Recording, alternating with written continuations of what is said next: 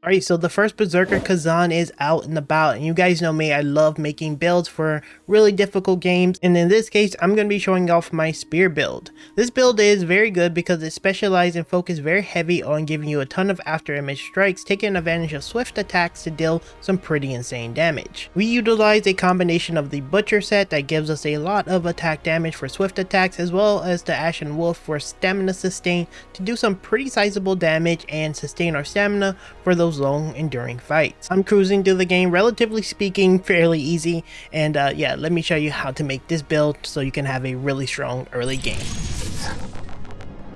Alright, now that we have a better idea of how the gear works, let's go over the stats, the gear, and pretty much everything so you know exactly how to make the build. So starting off with the pieces of gear, at this point in the game you're probably not going to have a lot of different spears available to you, so kind of use whatever you can for the most part when it comes to the individual spear. I went with a spear that had guard stamina damage decrease. This is kind of the best option that I had available, and seeing that this thing scales off of pro efficiency, make sure you're actively scaling pro efficiency. We'll talk about that in the stats, but that's what we're using. For our helmet, we're using the Butcher's helm, and for the most part we're using 3-piece Butcher and we're using 2-piece Ashen Wolf. For our Butcher helm, we're using this one with damage increase because we want to get as much damage. And the reason why we're using the 3-piece is because it's going to give us a gain a chain for max stacks. And then we're going to get a swift attack damage multiplier. And all swift attacks are just our basic attack. And that's kind of what we're doing most of in this, is basic attacking. You can heavy attack if you want to. But yeah, this is considered a swift attack. You can see it under the like the title there, swift attack under Moonlight. And that's what we're building heavily around. For the pauldrons, kind of the same thing. We went with a Butcher's pauldrons, and this one has stamina recovery. And then for our gloves, we went with a with our gloves, we went with a max stamina affix, because again, this is a stamina efficient build. I feel like stamina is a really hard thing to maintain in this game, and this is going to be really good. And it's all lightweight armor, so you're not going to have too heavy of armor. You can move around pretty well. For our legs, again, I said we're going to be using Ashen Wolf. Ashen has a little bit more defense on average, as you can see, comparatively to the other pieces because it's heavy. But we went with ones that have a dodge stamina cost decrease. Of course, you know, we're trying to maintain the dodge stamina. And then for the boots, we went with max stamina for more stamina. And you can probably tell this is stamina focused. We want to keep attacking, we want to fight, and that's kind of the purpose.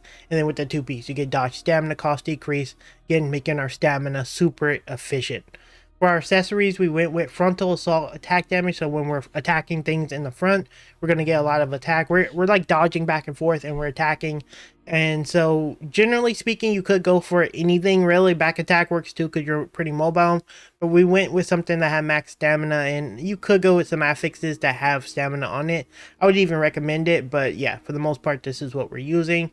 And then for our ring, we're using earth resistance and dodge stamina cost decrease. The earth resistance is kind of interchangeable. We went with more dodge stamina cost decrease. Again, stamina focused build. That's just what we do here. It's very stamina efficient. Moving on to our stats, we went with 25 in vitality, we went 13 in endurance, 30 in efficiency. What you could do is probably go 15 endurance, 25 into vitality, and about 30 into pro efficiency. I'm just kind of messing around with the stats to see how it scales after 30 for the most part. It's okay scaling there. I would probably get 15. I would actually get my endurance to 20 and probably stop there because stamina feels pretty good then. And then kind of max out pro efficiency and willpower later on. Maybe a little bit more vitality just to make us a little bit more like tankier. If I was leveling this up from like a brand new perspective, I would just put 10 into pro efficiency, 10 into vitality, and 5 into endurance. And then from there scale the rest up essentially. So that's kind of how I would do it. But anyway, vitality is going to give you HP if you're not familiar with it. Endurance is going to give you stamina, and pro efficiency is going to give you damage and stamina, like efficiency kind of stuff. So that's kind of what these individual stats do. We don't care about strength. Willpower may scale later once we start getting diminishing returns on pro efficiency, and that's kind of the core design of our stats. For our skill tree, we're going to put a heavy focus on swift attacks because again, this is a swift attack focused build, and you're going to be getting Moonlight. And for those of you who are not familiar with how the spear works, essentially I feel like you should be playing around the after image, and that's kind of what Moonlight Stance essentially does. So you're going to grab Moonlight, and then you're going to get Moonlight Stance, and when you activate this by attacking enemies, you'll do after image strikes, and this will last for 15 seconds. And as you upgrade this is going to increase stamina damage for your after image strike enemies, and that's why we tend to make enemies like go down fairly easy, because our after images is going to do more like strikes, and it's going to drain their stamina significantly, so it's really big. Under this, we're going to be using Moonlight Stance Vitality, and this is going to make you more stamina efficient by giving you more stamina recovery rate. Again, I know this is very overkill on stamina, but when you're able to constantly attack while enemies are down and constantly attack and dodge, I think defensively this is really good, and offensively, so it's really nice. On the left here, we're getting Moonlight Step, and this is just going to make it so that you can double dash, essentially, making it easier for you to be survivable, to get in their face, get behind them, and just close the gap and just stay safe for the most part. And then under this, we're going to be getting a Moonlight Step Intercept, and basically when you do a brink dodge, you're just going to attack in the path as you dodge, and this is just going to be more damage while you're just staying safe for the most part. And that's kind of where the spear shines. It's a fairly safe weapon, and it still deals damage when doing it. So that's kind of like the beauty of it. Over here, we're going to be getting Full Moon. One point in this, you can use this if you want, but I'm never using this. We're purely getting it for Crimson Strike, and this is going to be whenever we take the enemy down, we do our Brutal Strike. When we're in the after image mode, or the Moonlight Stance, you're going to get way more damage, and you're always in Moonlight Stance as long as you're like attacking, so that's kind of the purpose.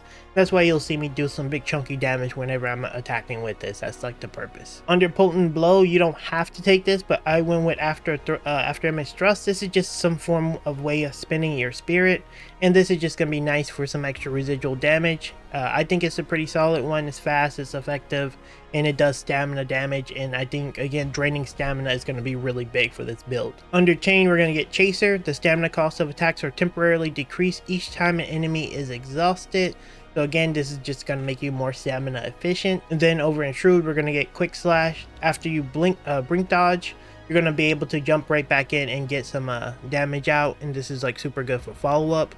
And then of course we're getting Agility to decrease the stamina cost of dodging. You can grab some of this guard stuff if you want, but I don't think I play guard at all with this build. I hardly ever guard. This is a pure blocking, dodging build, so yeah, don't pick that up. Over in the common, we're grabbing Spear Distraction. Whenever you're extracting La Crema, you're gonna get some some spirit.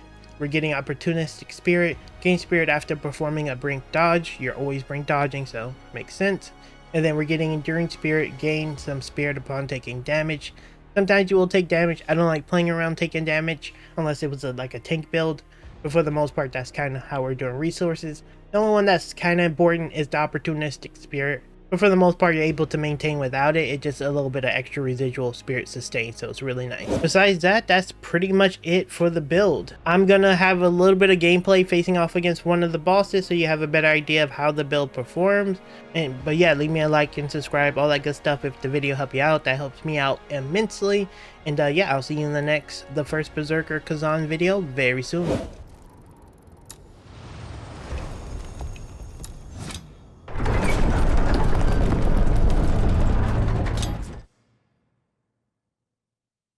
I shall stand.